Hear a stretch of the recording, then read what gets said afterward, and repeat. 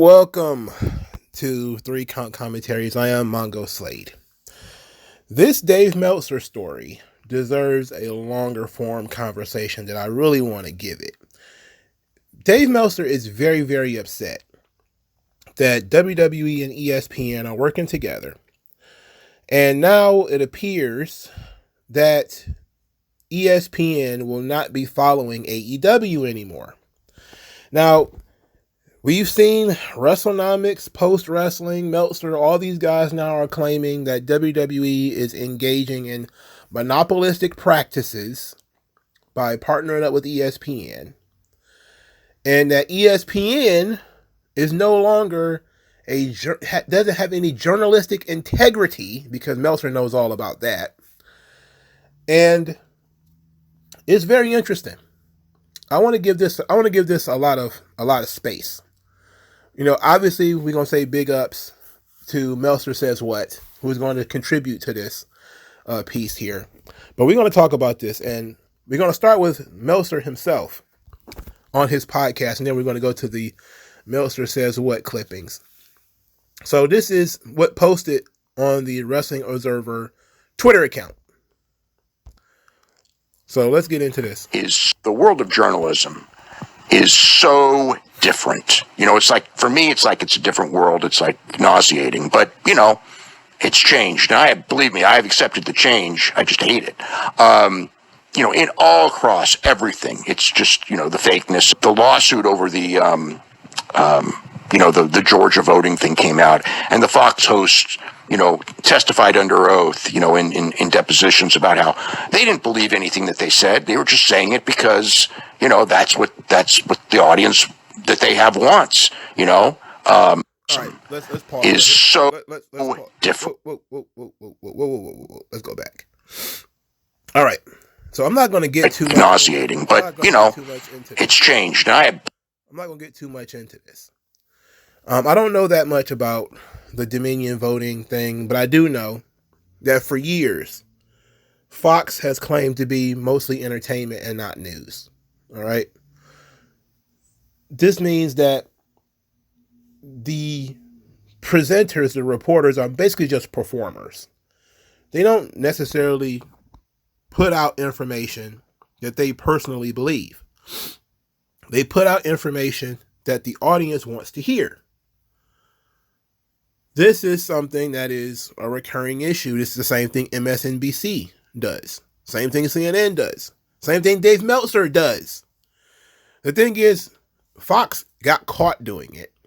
And usually when MSNBC or Rachel Maddow, I believe it was, tried to use the same argument that she's just a performer. Believe me, and she's not a real reporter, nobody cares. So we shouldn't be too concerned about that. I mean, that part is true. Journalistic integrity has taken a nosedive over the last, I don't know, maybe 60 or 70 years. So it's not just ESPN. It's not just Fox. Rachel Maddow and a bunch of people just got sued for defamation for the uterus collector gimmick, and they had to pay out a lawsuit.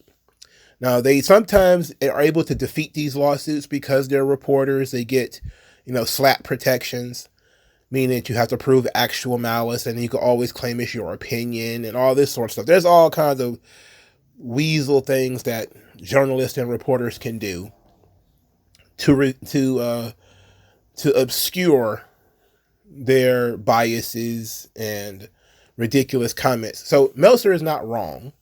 Journalistic integrity is on the downslide. Unfortunately for him, this also includes him. It also includes you. Let's finish the rest of this point. Let's see what we got here. Did I have to start it over? Because I think I pushed too many buttons. So different. You know, it's like, for me, it's like it's a different world. It's like nauseating, but you know, it's changed. And believe me, I have accepted the change. I just hate it. You know, in all across everything, it's just, you know, the fakeness. The lawsuit over the, you know, the Georgia voting thing came out, and the Fox hosts, you know, testified under oath, you know, in depositions about how they didn't believe anything that they said. They were just saying it because, you know, that's what the audience that they have wants, you know. And to me, it's like, that's like if you are out there and you know something is fake, you know it's fake, but you're pushing it anyway because that's what the audience wants to hear. That's like the worst journalism. I mean, journalism, part of it's having guts to go out there and go, you know what, this may not be a popular thing to say, but it's just the goddamn truth. All right, let's pause it right here because this is, investigative journalist Dave Meltzer, who admitted to burying stories when he was being paid. This is investigative journalist Dave Meltzer, who has not covered certain stories or chose to twist and bend stories. This is also an opinionated Dave Meltzer who has given 5 stars to matches that he doesn't personally like, but because, quote unquote, the audience likes it. This is that Dave Meltzer. And I'm separating the difference between his news, which is still incredibly slanted, and his opinion pieces, which are still slanted somehow in the same way. You know what I'm saying? And, we don't have that anymore. It's about picking sides, and you try to cultivate an audience that only wants to hear their one side. And if they don't want to hear your side, they're not your audience. It's not about both sides. ESPN. All right, let's talk about that, because it seems to me that the impartiality issue of the media is long gone. It's been long gone for years. I think the Telecommunications Act of, 1966 or something? Not 1996. I think that kind of threw that all out the window. Nobody cares about both sides anymore. Everybody has a side, and they stick to their side. And people should know what the side is, right? I don't think anybody is under any belief that, even though Fox News calls itself fair and balanced, that Fox News is fair and balanced. I don't believe anybody truly thinks MSNBC is fair and balanced, or CNN, or NPR, or PBS, or the Wrestling Observer newsletter, or Post Wrestling, or WrestleNomics. Almost the entire wrestling media ecosystem that started with Dave Meltzer largely. Yes, there were magazines and things before him, but a lot of that stuff was a mixture of kayfabe and certain real stories. Meltzer was the one that came out. He refers to wrestlers by their real names. Put out a lot of non-kayfabe things, a lot of non-kayfabe gossip, a lot of non-kayfabe stories. So he sort of revolutionized wrestling media. Started covering it as if it was legitimate, which I don't really have a problem with, except the fact that Meltzer has been bunk for a really long time. And Meltzer, even though the newsletter is older than Vince McMahon running the WWF, it's like a year or two older. Not that much. He has been anti-WWE since like 1983 at the very least. All right. So his stance has been markedly anti-WWE under the auspices of being fair and balanced, which of course he is not. This is a guy who has gone in public and criticized the WWE, Vince McMahon especially. Never printed a retraction. He still refuses to actually look into what the real WrestleMania 3 numbers were. Remember, WWE said 93,000 or some nonsense like that. Meltzer for years printed 93,000 because that's what WWE said. And then he claims that he was told it was 72,000 or 73,000 or whatever. And he's run with that ever since. Meanwhile, other people were looking it up. They came at about 80,000. And people have said, hey, Meltzer, look, this is a non-WWE source that is saying they sold over 80,000 tickets, 82,000 tickets or something like that for WrestleMania 3. Now, you would think a journalist would be interested in that. He refuses to change the number, refuses to even take a look at it. It seems that he has an agenda. Now, WWE doesn't mind that people quote them 93,000 or whatever, but Meltzer also doesn't mind that people are quoting him. He doesn't even correct it. He's put out false story after false story. He doesn't correct himself. He's been wrong numerous times, especially on gossip. He doesn't correct himself. He doesn't consult experts on issues of real importance. He just, I talked to this guy. He doesn't tell me who he talked to. He doesn't do an interview with the guy or nothing. He just tells you how this is how this thing works. And so there's a lot of wrestling fans out there. They don't know how the world works. Because they live in a bubble where either everything is kayfabe or Meltzer tells the unvarnished truth, which is BS. Let's go back to Meltzer. Eliminated all AEW shows from their sports website. Now, some people are going like, oh, well, it's the competition, blah, blah, blah. And now they're on ESPN. It's like the news site and your television deals are supposed to be separate. Of course they're not. I mean, and this is not the first time something like this has happened, because when ESPN didn't have the NHL, they cut way, way, way back on coverage of the NHL across all platforms, even though they're supposed to be the sports leader, that. All right, so that's pretty much it. Look, I remember when I was young, ESPN used to also cover the CFL, the Canadian Football League, right? Now, I haven't seen a lot of CFL coverage when it comes to ESPN lately. You don't see that much anymore. You don't see them cover Arena Football League that much anymore. They'll give you the score, but they don't really follow it. For years, they really didn't follow soccer that well either. Soccer has been the most popular sport on planet Earth in a really long time. For a really long time, they really didn't follow soccer on ESPN because Americans, they weren't really a soccer people. They didn't really care that much about soccer. Even today, we don't. There's Olympic sports that ESPN doesn't really cover. I didn't see ESPN talk about jujitsu. Not jujitsu. What am I talking about? Judo in the Olympics. I watched all the judo tournaments in the Olympics. I didn't see ESPN talk about it one time. They didn't talk about taekwondo. They didn't talk about wrestling. They talk about track and field. They talk about things that Americans care about. I mean, are you seeing the pattern here?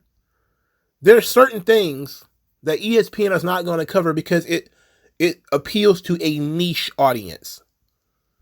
The number of people who are actually interested in who won a gold medal in wrestling or judo, very small number of people. So they don't really care. They may talk about it, but they're not going to talk about it that much. The amount of people who care about who won a gold medal in a 100-meter dash or even swimming, people care about that stuff. So they talk about it more. More people care about the NFL than the CFL or the AFL. Or the XFL. So they talk about the NFL more.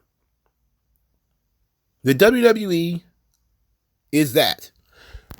You rarely saw other mixed martial arts organizations pop up on ESPN. Very rarely. If something happens, they'll talk about it. But for the most part, who really cares about Bellator or One Championship or Bare Knuckle or anything? Nobody really cares about that stuff. But Meltzer's trying to set it up as AEW is being victimized because they no longer have a tab on the ESPN website. Now, this is where we go into the Meltzer Says What piece. Now, on August the 21st, Meltzer Says What says, web archive shows the same page error message on the AEW tab of the ESPN website back in July. And it looks like content was stopped sometime after April. Nobody noticed because none of us go to ESPN for AEW or WWE news. He is correct. Now, likely, because ESPN was in negotiations with WWE, they stopped coverage of AEW a long time ago. And nobody noticed. Nobody cared. Now, these deals, like, what WWE has with ESPN, it takes a long time to get these deals done. So likely, if they cut off AEW news 4 months prior, they likely knew they were going to get WWE on ESPN. All right? So this has happened a long time ago. It's not like they announced the deal and then they immediately got rid of the AEW tab. It was, they were in negotiation with WWE. They knew they were probably going to get it and decided we don't need an AEW tab. For what? Nobody comes here for AEW and WWE news anyway. And we're going to promote WWE specifically because now it's our brand partner. And we got to talk about this because now I'm going to expand this. Now that I got this video started, we're going to expand it because we're going to bring in Brandon Thurston into this thing too. It's ridiculous. Here's Meltzer says what he went through the Wrestling Observer newsletter, and he says this. He says, of course, Dynamite Dave didn't even do 5 minutes of research that I did yesterday on the AEW section of the ESPN website and printed this anyways. He says, and on the new Wrestling Observer Radio posted a few hours ago, Dave is still talking about this tab story, unaware of this. Basically unaware that AEW news had been dropped in April. So this is what he screenshotted from the Wrestling Observer newsletter. I'm not going to read just the highlighted part. I'm going to read the whole thing to give you full context. The key is that ESPN wanted WWE as soon as possible for the launch of its streaming service. In addition, it allows WWE to start its ESPN deal, which would include far more coverage from ESPN for the major shows and WWE in general, 7 months earlier. As part of all this, it appears ESPN removed everything related to AEW from its sports news site. After the deal was announced, the only stories on the front page of the pro wrestling section involved WWE, its video game, stories of Chris Bay and Hulk Hogan, and a story on Real American Freestyle. There was an AEW tab still on the site, but if you click on it for AEW stories, it reads page error. If you do a search in specific for AEW, there were a few stories listed, most related to the Brisbane show earlier this year. So AEW is still being followed by ESPN. They just don't have a tab anymore. All right. He continues. This is embarrassing for the company. Although them fight. Oh, he's talking about UFC. Let's skip ahead. It's AEW hurt themselves with ESPN in 2023 due to the CM Punk interview where he said stuff highly negative about Adam Page, and the belief was that AEW leaked the contents of the interview to its wrestlers, and it ended up on a wrestling website or sites before it was even published by ESPN. ESPN, for a time, wanted nothing to do with AEW, but once the first Wembley show was upcoming, they figured they had to cover them. The coverage got big enough that they got its own tab along with WWE. Obviously, this happening the same day as the WWE starting the deal on ESPN is a very different story. But from the outside, this looks like a terrible breach of journalistic ethics from ESPN. Now look at what he wrote here. So he wrote here that AEW damaged relationships with ESPN by leaking stories to the wrestlers from an interview they did with CM Punk. So, but this is, of course, besides the point that Tony Khan doesn't do real interviews, right? Tony Khan only does interviews with friendly media. Now, you could say Nick Khan does the same thing, which is absolutely true. Absolutely true. But Tony Khan had every opportunity to go to Sports Illustrated or ESPN and handle this situation. Instead, he allowed his wrestlers to leak information to the dirt sheets because to them, that's the real media. Doesn't matter what Sports Illustrated says or what ESPN says. These people have been following sports for 30 years, 40 years, or whatever. Doesn't matter. They want to win over the Wrestling Observer and those kinds of guys. So, but here's also another thing.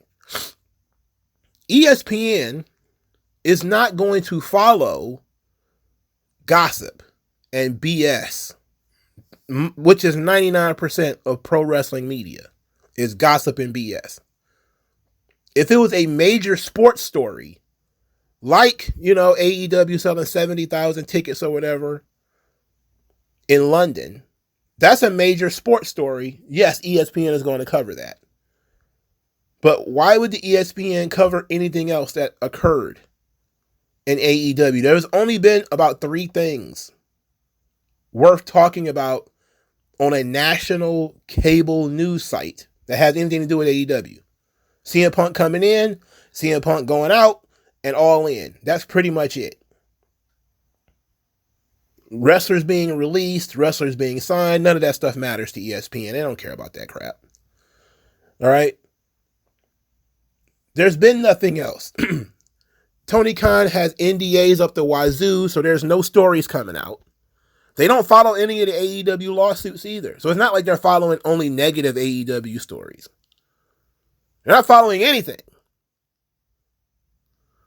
And so Meltzer thinks that AEW not having their own tab is a breach of journalistic ethics. Because they don't get to have their own tab. It's ridiculous. It's not like saying there's a major event happening and AEW is not getting any attention for it. They're being boxed out, which we're going to talk about in a second. He's not saying that. He's saying there should be a running tab, an open tab with no real stories in it, specifically for AEW. Because WWE has one. Well, WWE is constantly getting sued and shit's constantly happening. Right? And to go back to what I said before, it's more mainstream than AEW. Here's the third screenshot that Meltzer says what's put up. Coverage of the UFC skyrocketed when they got a media rights deal, and it's expected to decline without it. But totally because big UFC shows are too popular with the younger audience to be completely ignored. Still, they've never done something as brazen with such obvious timing. This is an ESPN decision, not a WWE decision. For WWE to even be involved is a bad risk because this timing, along with lots of other things, is a bad look for an antitrust case, and their opponents do have money to do that. And then he, of course, mentions MLW getting a $20 million settlement. And he says, and WWE didn't do 1/50th in that direction to MLW. But that's a different deal. With ESPN already under the gun from the real press, which believes they'll back down even more on negative NFL stories because of their business partnership beyond just broadcasting the games, and ESPN insisting that they will cover the NFL the same as before. This would be one hell of an indication that this isn't going to be the case. Notice how he put real media. Look, it's a legitimate concern to have that ESPN is not going to do too much damage to its business partners. Here's the thing. ESPN is open and in public about who their business partners are. If there's a big sports story that ESPN doesn't cover because it damages one of their business partners, there's somebody else will cover it. Fox Sports, Sports Illustrated, somebody unaffiliated will cover it. But as of right now, I can't think of any story that wasn't covered by ESPN that affected the NFL or any other partner organization. I can't think of one. I'm not really a sports guy. Maybe you guys know a little bit something else. But this is why, Outkick and a bunch of other organizations have, they exist. Because ESPN don't catch everything. And then ESPN is also propaganda. So there's a lot there in terms of ESPN falling short. It happens. There's room for everybody. Barstool and a bunch of other sports channels, they pop up and they'll cover a story. There was not too long ago, I think Jason Whitlock was talking about the jokes that LeBron James is on steroids. Now, that's not something I saw on ESPN. That's not a story I've seen on ESPN. But also, as he was talking about it, he kept saying he didn't have any evidence that it was actually occurring, but that it was something that people talked about. It was something that was being discussed kind of openly and joked about. But it wasn't anything that they could prove. It wasn't like LeBron James got busted with Diana Ball or anything like that. It was just, oh yeah, they're joking about LeBron James being on the gear. If it were to come out that LeBron James is on the gear and ESPN doesn't cover it, then you would say they're not covering their business partners the same as they would cover anybody else. What we have here with this ESPN WWE thing is something similar to what Ice Cube talked about. You guys may not have paid too much attention to this, but Ice Cube, of course, runs a basketball league, the Big Three. And for years, even though Ice Cube does appear on ESPN, he has claimed that ESPN and WNBA and the NBA, have colluded to keep the Big Three down. As recently as I believe last year, he has done interviews claiming that Big Three would be more successful if ESPN and the NBA got out of the way. This is from Awful Announcing.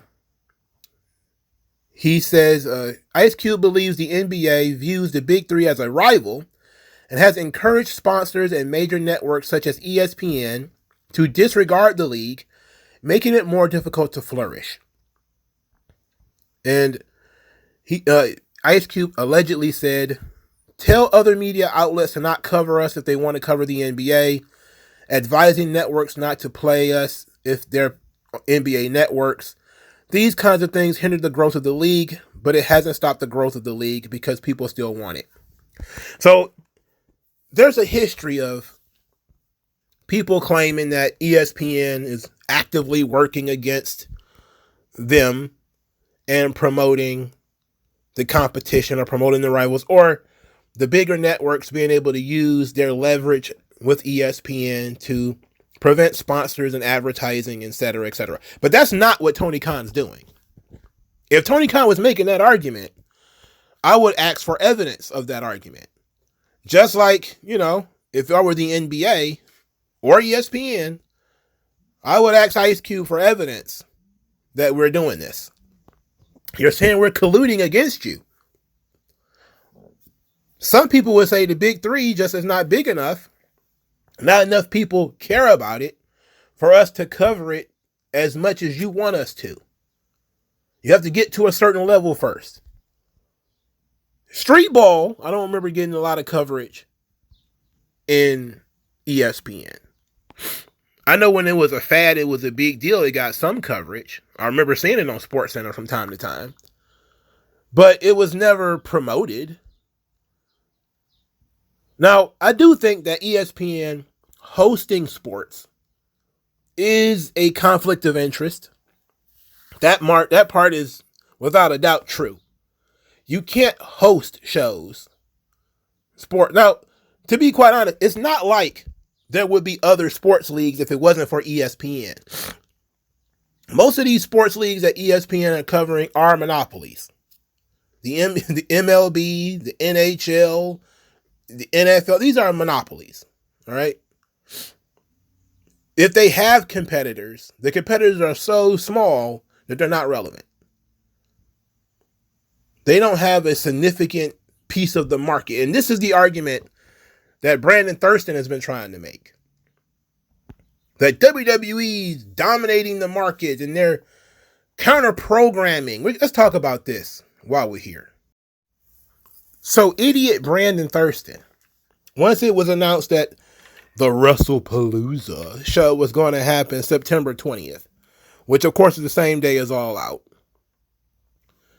he decided to go on a Twitter rant claiming that AEW should consider an antitrust case against WWE. We're going to read a series of tweets. And I'm going to start actually in the middle of this thing. He says, TKO, significant relationships across Disney, Netflix, NBCU, Nexstar, Fox, A&E, Paramount may or may not have exclusivity terms, but even if they don't contain them in writing, a plaintiff might argue WWE has functionally foreclosed nearly all of the U.S. wrestling TV market. Well, no, because WWE created these markets. That's the problem here, brother. It's not like these companies were looking for pro wrestling and WWE boxed them in. WWE pitched their programming to these networks that really weren't in the wrestling business. Like, Netflix had wrestling before WWE. I believe Netflix hosted Lucha Underground. They had, of course, the Glow television series. They've had documentaries and such. But they weren't in the live sports business. Again, Raw is one of Netflix's first forays into live sports. Disney, aka ESPN, has been hosting live sports forever. All right? NBCU, live sports since I was a child. Fox, since live sports since I was a child. A&E, they have wrestling adjacent content for A&E. That would be all your documentaries, was that LFG and Most Wanted Treasures and all that sort of stuff. If AEW wants to get on another network, they're going to have to create demand. That's the problem. WWE creates demand. They wouldn't be on A&E if all they did was wrestling shows. Again, the reason they're on A&E is because they tailored their programming to something that the A&E audience wants. They're combining two niche audiences together. People who want the kind of arts and entertainment, which is literally what A&E stands for, with pro wrestling. That's how they get there. Everything else is basically, we're trying to mold pro wrestling into being a live sport, which Tony Khan could do.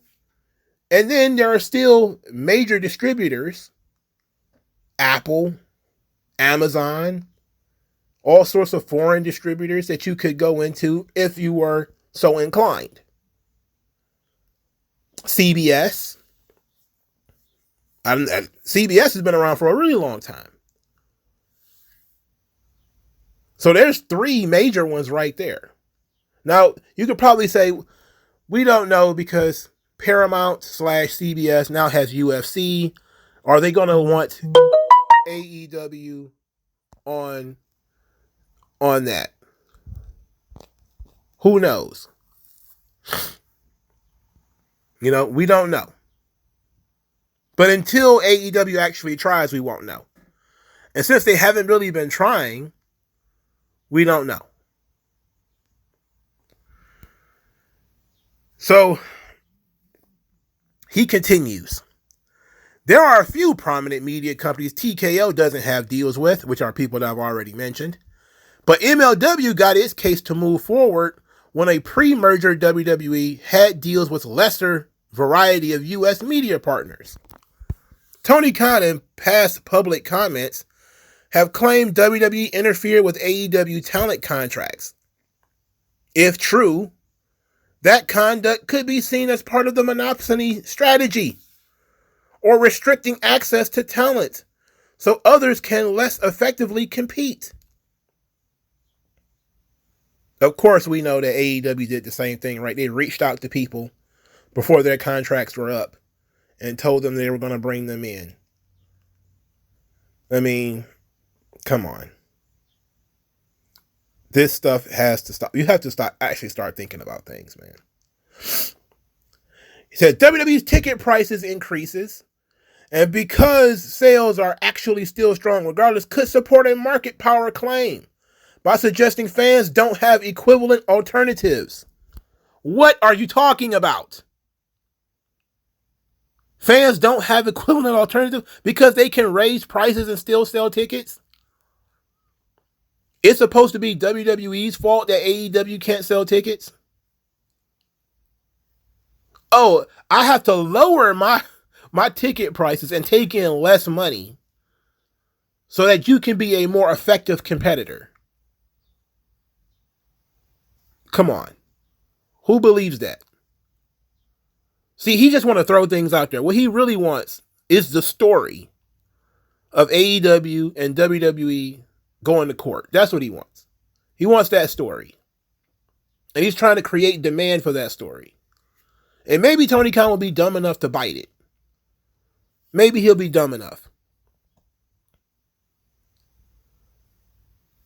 He continues.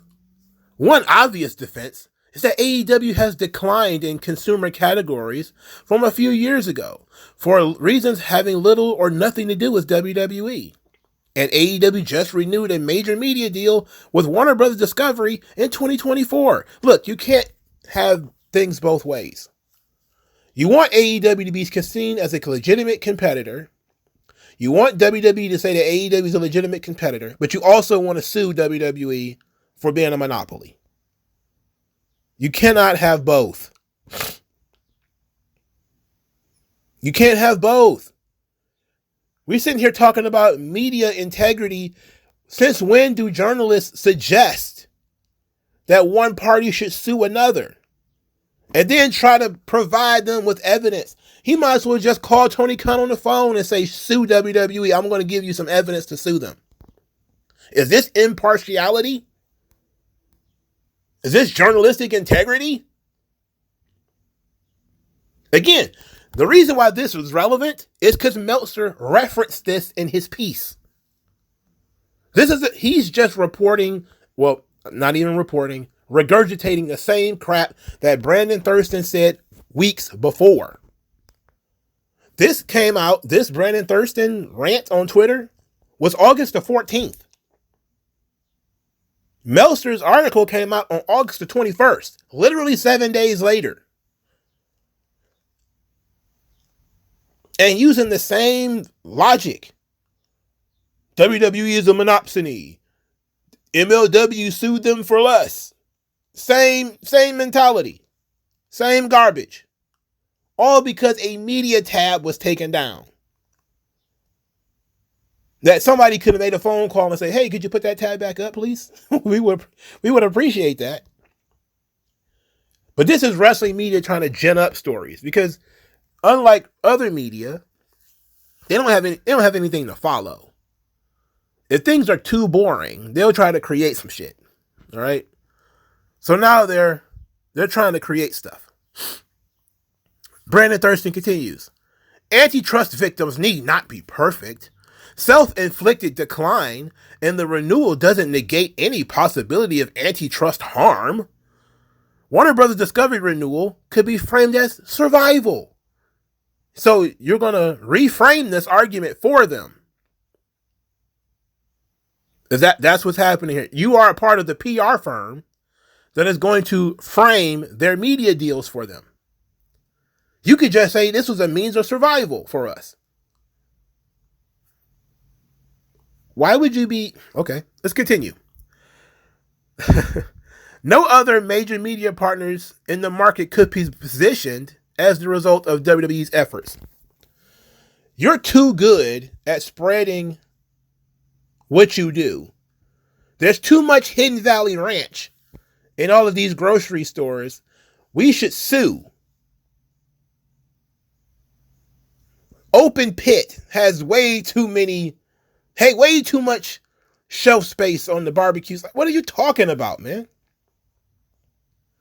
Open Pit, Hidden Valley, these brands exist because that's what people want. That's why they are in every grocery store. That's what people come looking for. They come looking for the Hidden Valley. They come looking for the open pit. And I know there's going to be somebody in the comment section talking about how these things are terrible. I'm just using them as examples. Okay? If you ran a shoe store, you'd hold Nikes. Because people would want to come buy Nikes. Yes, there is a Nike store. Yes, Foot Locker is basically a Nike store. But if you had a private shoe store, which I don't even know if those exist anymore, you would sell Nikes in your store. It's common sense. If you want to have live sports, a live sport that is pretty consistent in viewership is pro wrestling. And if WWE, which is the face of pro wrestling, wants to create a product specifically for you, like Evolve for Tubi, why would you say no? If it can get, it's not going to get Raw and SmackDown numbers, but it may get a pretty consistent number of people who watch it. There's a consistent number of people who watch Evolve. And it's funny to me that NWA managed to go find a deal, but MLW hasn't. That was very weird. How did NWA manage to go find a deal? How did TNA is shopping around their products right now? Okay. Thurston continues because, he's going on and on. WWE's acquisition of AAA pertains to the media market. I'm sorry, the Mexican market, but it could easily be misconstrued that the U.S. TV wrestling market includes Spanish language programming. Buying AAA removes a competitor from the U.S. distribution and could help cut off AEW. What? What? Oh, WWE bought AAA, which is one of their competitors, and even though it's a Spanish-speaking promotion, largely, that they're hosting on YouTube. They haven't even got a TV deal for it yet. And they're only part owner of AAA. They're a majority owner, but only part owner. And AEW should use this. They should sue them. So what about when, of course, Tony Khan bought Ring of Honor? Didn't that take one of the competition out of the market?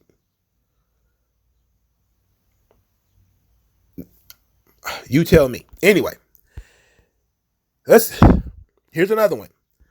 Helping TNA get on a stronger network to go head to head with AEW looks like rivalry.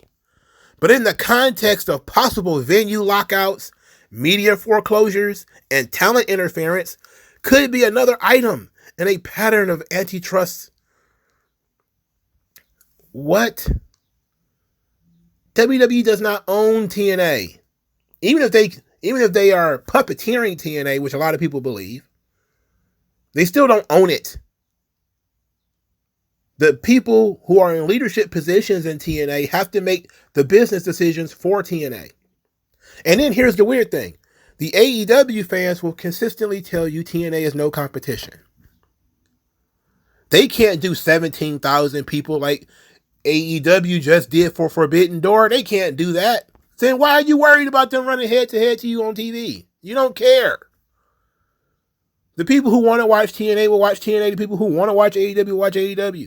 And it hasn't even happened yet. It's just something that was thrown out there. Again, the big problem with all of this, and we're supposed to be talking about journalistic integrity. We're talking about things that have not occurred yet. Or something that occurred a long time ago that Meltzer was too dumb to even look into.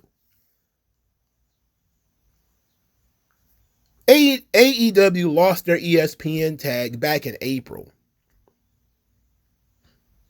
There has been no conversation that this was part of the deal.